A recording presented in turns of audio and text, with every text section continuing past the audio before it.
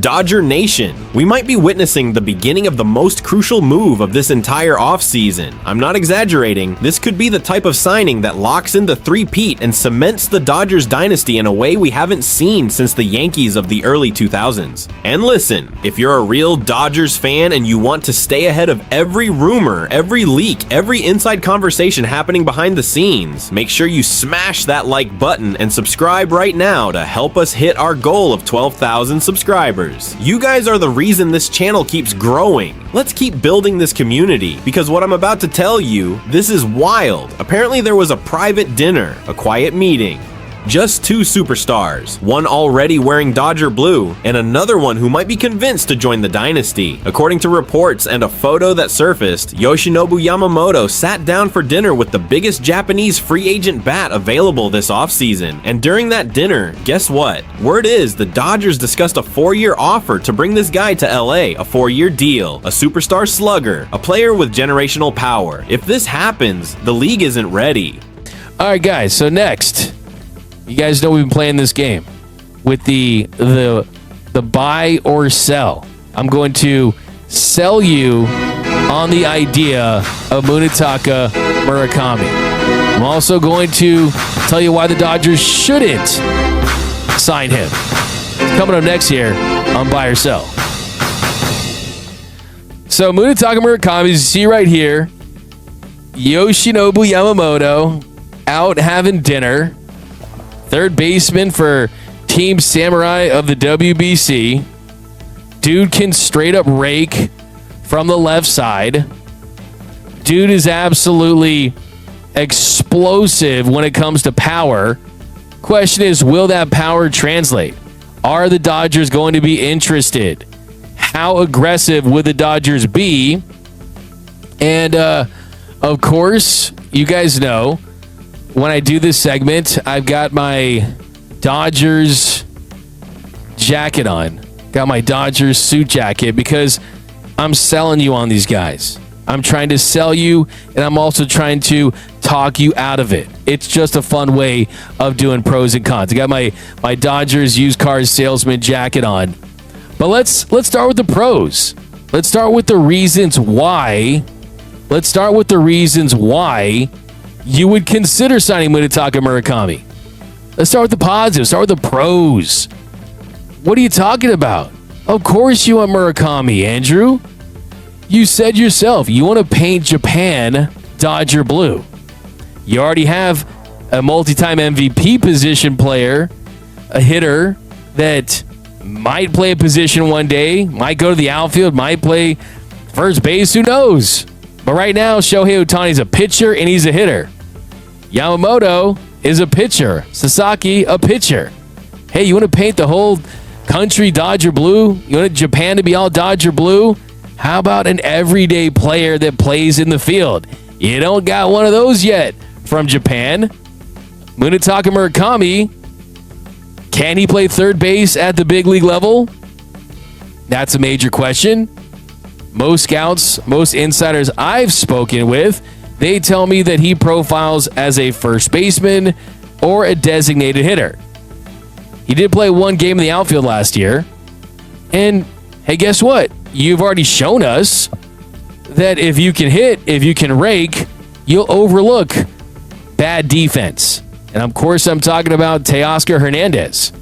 Would the Dodgers do something crazy and just throw Murakami in the outfield maybe for a year or two? And then when Freddie Freeman's contract is out a couple years from now, you put him at first base? Who knows? A couple years from now, does Shohei Ohtani play in the outfield? Who knows? Could he be a DH then? But the reason why you would want to sign Munetaka Murakami is it's not easy to find power left-handed bats. It's not easy. It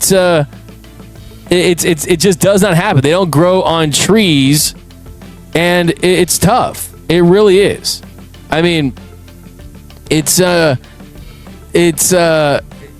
premium. And Munetaka Murakami has 80 grade power. And we're talking about on a scale of 20 to 80, what do you grade a prospect as far as their ability to do whatever it is you're looking for at a specific ability. And what do you grade it as? And he has 80 grade power from the left side.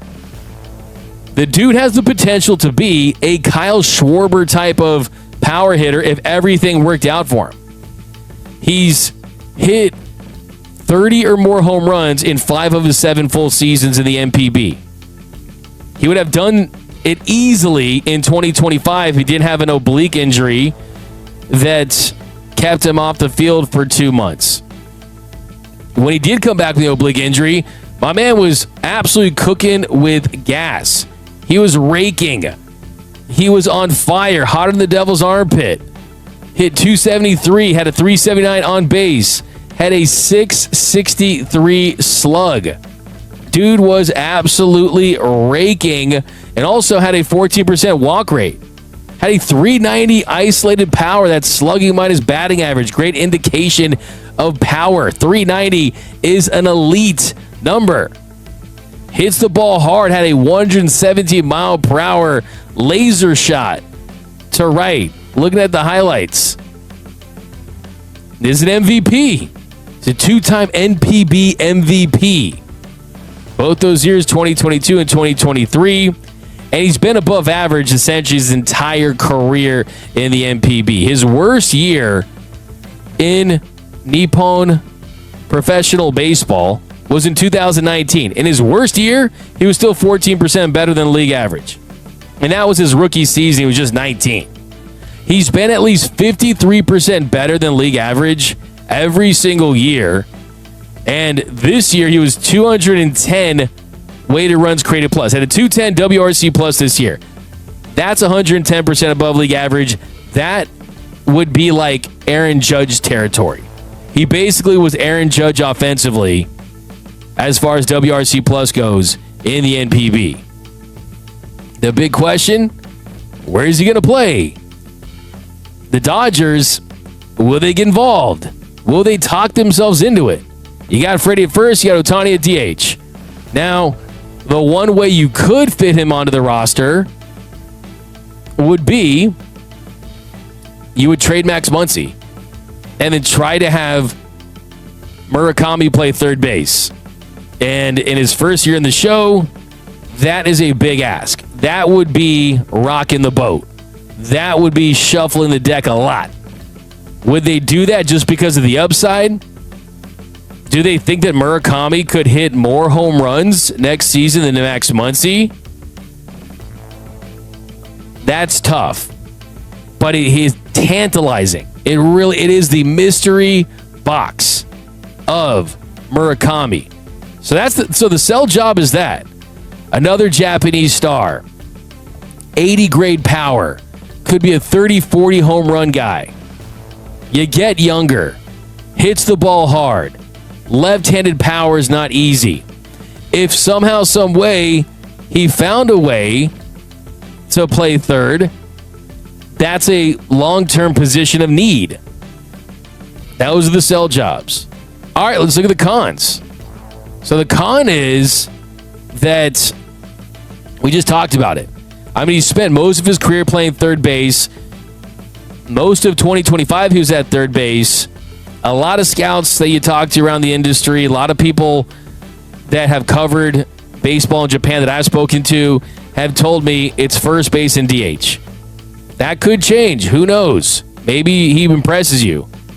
But there also is the inability to hit for contact. And that's where he really struggles, is just making contact with pitches in the zone. He is extremely boomer bust, and the strikeout rate has gone up. At his peak, when he hit over 50 home runs, he was winning MVPs, that strikeout rate was at 21%. Now it's at 28.8%. And last year was at 28.6%. So the strikeout rates have gone up. And then there's also the financial commitment, too. I mean, he's not going to come cheap. He would be looking at a deal, since he's so young, it could cost you 8 years, $180 million. And on top of that, you would have to pay that posting fee. And the posting fee for the Yakult Swallows, he would have to be paid 20% of the deal. So that'd be, if let's say it's $180 million, you got to pay him $25 million, and then 17.5 the next 25, 15% after that. So you'd be looking at a very hefty posting fee to go out there and try to get him. So it's not like you're buying a project. This is not like last season where the comparison to Hae-Sung Kim would be the fact that Hae-Sung Kim had never played in the show. So there's kind of an unknown. Can he play shortstop? I'm guessing no. I can see that coming. So it'd be a $180 million investment for a guy that's never played in the show and a guy that you don't have a natural defensive position for. But I will say the one reason why I wouldn't just completely rule it out is because the Dodgers understand.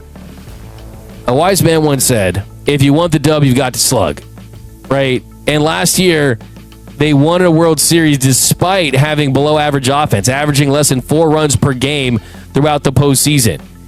The offense just was not consistently good, and they will overlook bad defense. If you can hit, you will stick.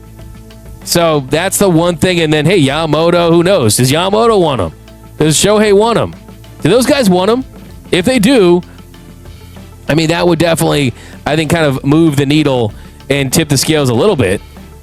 But, yeah, we got Ichiro, Hideki Matsui, Ohtani. Yeah, it's not every day that the hitters from Japan are going to come over and have success. And the contact rate stuff really scares me. It really, really does. And we'll do some more deep dives. I'm still going to drop my top free agents. I think we're going to do that tomorrow. But that's the sell job, is he really rakes, and he does it at a prolific rate to the point where you kind of have to look at some stuff, right? So, yeah, that's where we're at with that. And I think when you look at where this Dodgers team is as a whole, you're going to feel pretty good about where you're at with the options. And I think that they're just kind of warming up a little bit to where they're going to be at for the remainder of this offseason. And it's going to be a combination of, do we sign Belly? Do we sign Devin Williams? Do we make trades? Brendan Donovan, Byron Buxton,